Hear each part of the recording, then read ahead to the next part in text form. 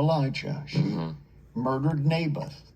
She murdered anybody who would get in her way.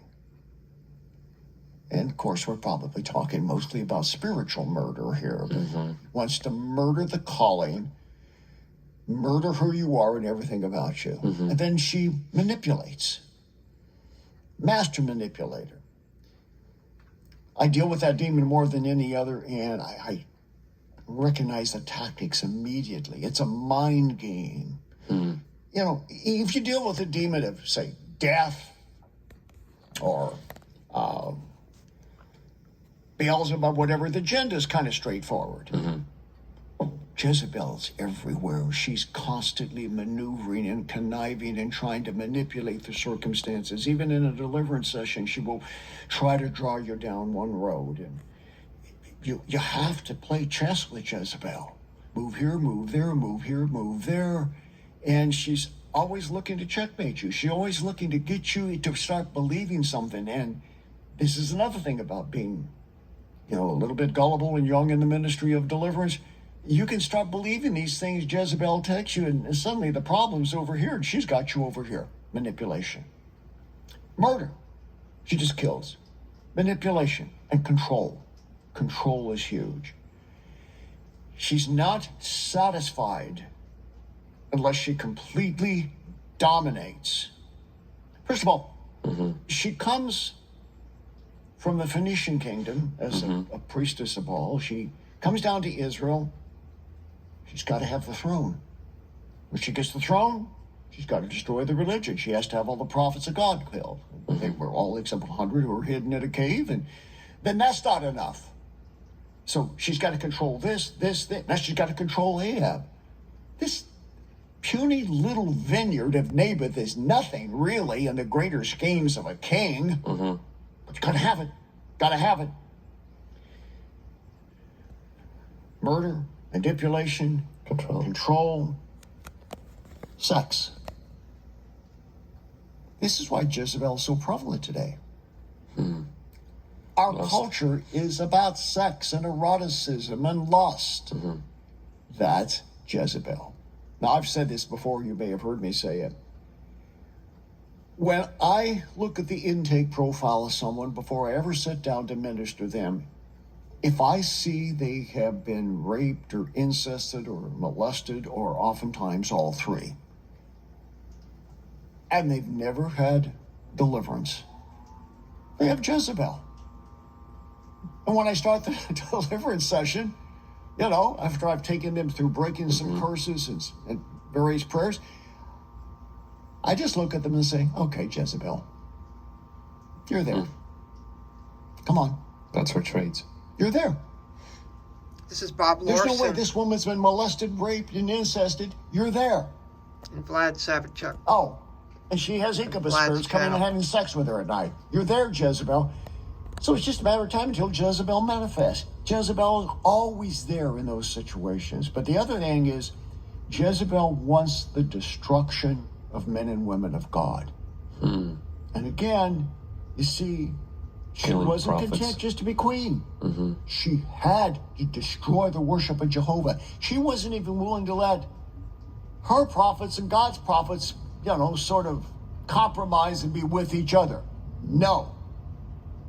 True religion, true faith has to be stamped out. And she doesn't stop until the man and woman of God she's after is obliterated. When you understand that's who she is and what she's about, you know what to look for. And for somebody like Elijah, who's at war with Jezebel, what are some of the things that you would recommend to the men and women of God, people in ministry, to keep themselves guarded, or to keep themselves, I guess, on what some of the encouragement or instruction would you give to someone like me, to a minister, in war with Jezebel? We're not talking about, of course, when the demon is inside. We're talking about on the outside now. Well, let's look at Elijah. I still don't understand this guy, just from a psychological standpoint. I don't get it. He performs all these miracles. He calls fire down from heaven. He's bold. He says, Take all 850 of those prophets, slaughter them, get rid of them. Well, this guy takes no prisoners, does he? Mm-hmm. Jezebel says, within 24 hours, it's going to be you or me that's dead. Mm-hmm. And he runs. He hides under a tree, and then he hides in a cave. Mm-hmm. He runs. The Bible says he literally ran a considerable distance. Mm-hmm. What's going on here? What is it about Jezebel that can so intimidate someone? Now, we're looking at historical Jezebel, Yes. of course, but Yes. this is the prototype from which the demon draws its characteristics. Jezebel defines herself by that way, and the pre-existing Jezebel-type spirits through Isis, Astarte, Ashtoreth, Kali, all these Lilith things. as well. Okay. So when you know what you're faced with, you understand that this is unrelenting. It doesn't back down. It understands only force. It's very beguiling. Look out. If you deal with Lucifer or Leviathan, for example, it's just a power encounter. You know, the will of the man or woman of God versus the demon. Jezebel, very seductive. So how do you stay safe? What do you do? How do you avoid being Elijah running off in the middle of nowhere just trying to get away from this thing? I think it's by, outside of deliverance and outside of ministry, normalizing your life. Normalize it.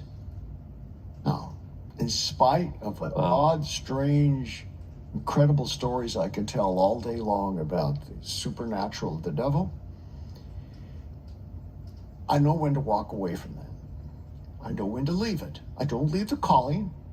I leave the opportunity of ministry to go be me, dad, husband, friend, whatever that role may be.